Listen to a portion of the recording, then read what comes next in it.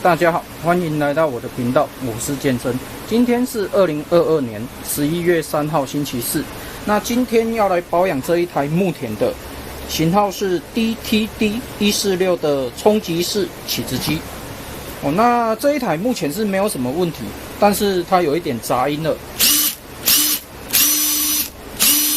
那前面这边，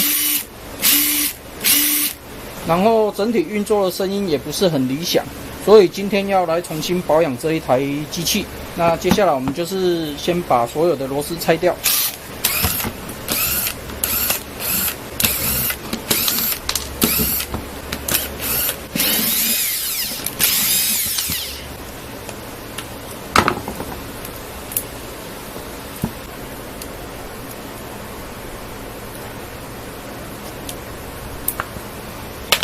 因为它这个遮羞盖，它旁边是2个卡扣卡住的，你要先把这个遮羞盖拆下来，还有后面这个背盖，这样子整体的机器就可以打开了。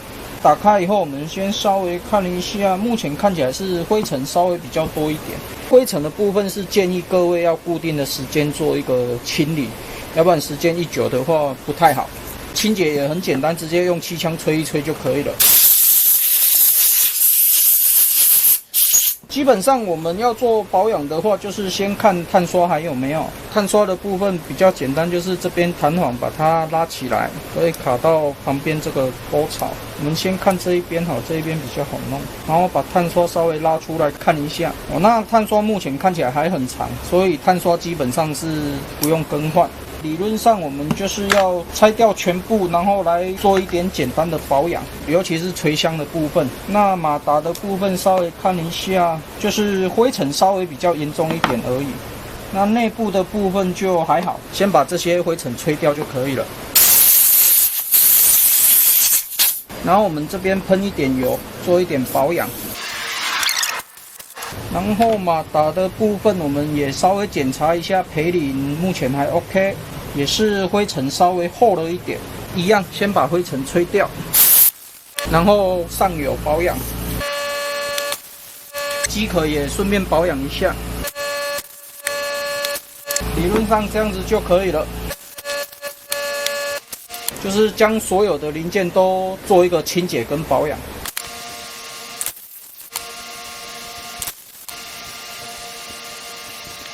基本的一些简单的保养做好以后，我们来检查垂箱因为垂箱在运作的时候好像有一点点声音，所以我们还是要打开来看看。这样子的话是顺时针打开，里面的话油变得有一点黑，所以我们理论上应该是加一点新的油下去就可以了。看一下，目前看起来是没有什么特别需要维护的地方，就是基本上加油就可以了。垂箱我们没有要完全拆开的话，前面这边就不用把它拆下来，直接进行上油保养就可以了。接下来我们上一点点耐高温的黄油，这个量的话差不多适量一下就可以了。上完油以后，我们就可以将垂箱盖重新上回去，垂箱盖一定要锁紧。基本上这样子垂箱的部分就完成了。前面的部分我们一样给它喷一点油做保养。全部完成以后，我们就可以把它组装回去。组装回去有一些细节可能要稍微知道一下，像磁铁这边它有一个凹槽，那我们就是要对应下面这个凹槽。然后我们要装之前要先把弹簧放松，这样子。接下来我们就是凹槽对应机壳突出的地方，然后这个一定要卡住哦，要不然你一打下去就整个就跑掉了。垂箱的部分这边一样，你要对应它的一个设计的凹槽装回去。这3个零件它都有对应的凹槽，你一定要对好，然后放进去。放进去以后再把弹簧卡下去，这样就 OK 了，全部卡住。那稍微看一下有没有什么不合理的地方。那如果没有，我们就可以将这个机壳盖盖回去，最后再将灰尘吹一吹。然后将整个机壳装回去。装回去的时候，所有的缝隙都可以很简单的就装回去。那理论上这样子就算完成了，你不要硬卡进去。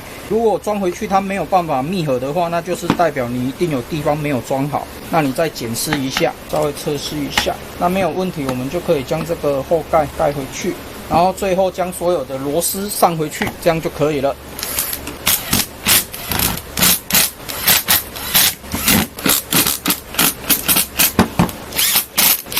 最后将这个遮羞盖装回去。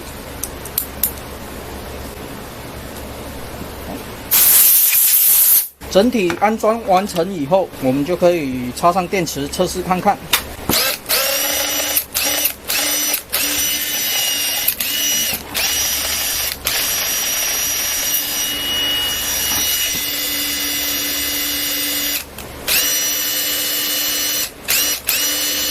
刚才有一点点异音的部分，目前听起来是没有了。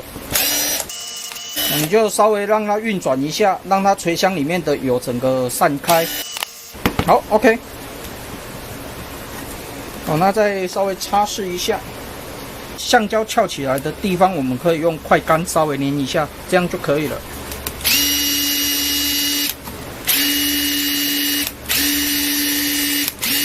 那刚才前面有异音的这个部分已经没有了，那可能就是缺油的部分。